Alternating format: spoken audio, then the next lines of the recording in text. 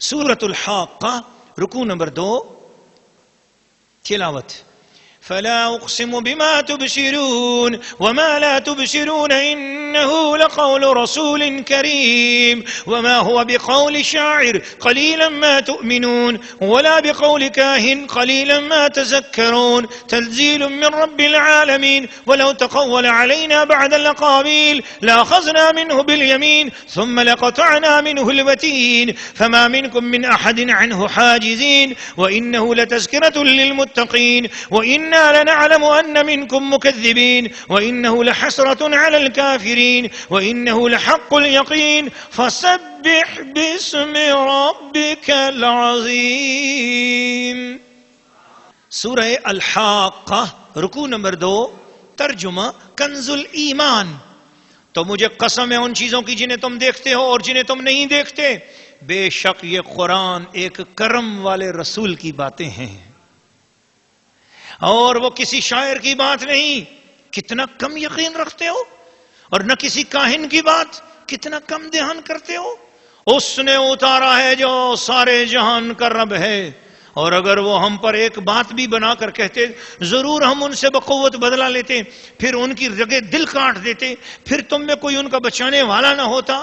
اور بے شک یہ قرآن ڈر والوں کو نصیحت ہے، اور ضرور ہم جانتے ہیں کہ تم میں کچھ جھٹلانے والے ہیں، اور بے شک وہ کافروں پر حسرت ہے، اور بے شک وہ یقینی حق ہے.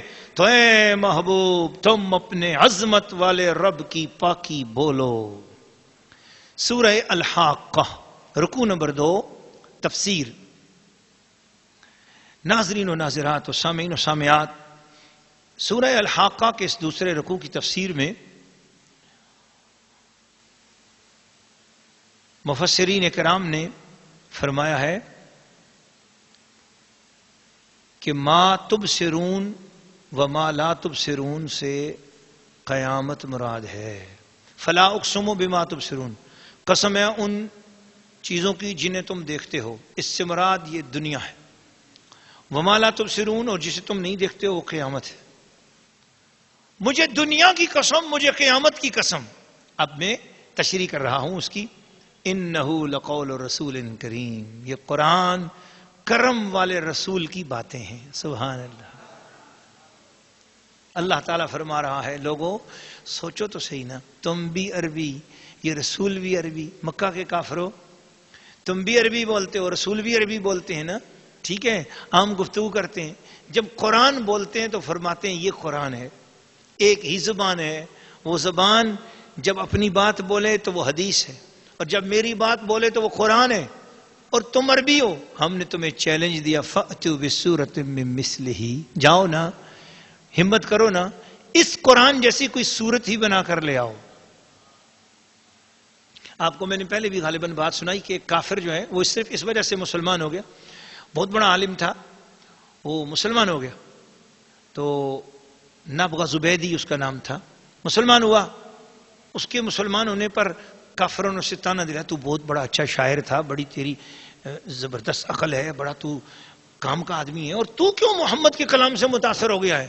اس نے کہا اب میں جو ہے نا 2 مہینے تک ایک چھوٹی سی صورت ہے اس کے مقابلے میں کچھ لکھتا رہا کہ میں کچھ اس کے مقابلے میں لکھ لوں، شاید مجھے پورے عرب کے لوگ مجھے سر پہ اٹھا لیں گے.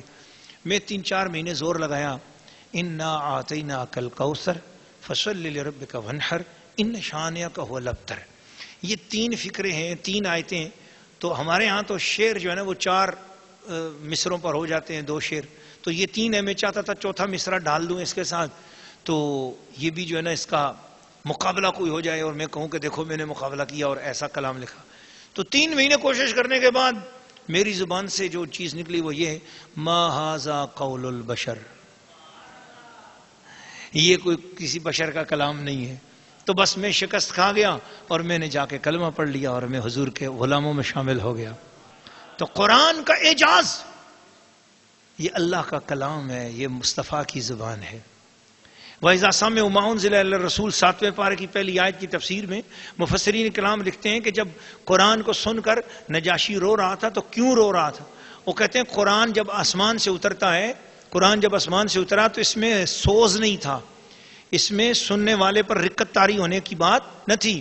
جب جبریل نے اسے پڑھا تب بھی قرآن کے اندر رکت طاری کر دینے والی بات نہ تھی.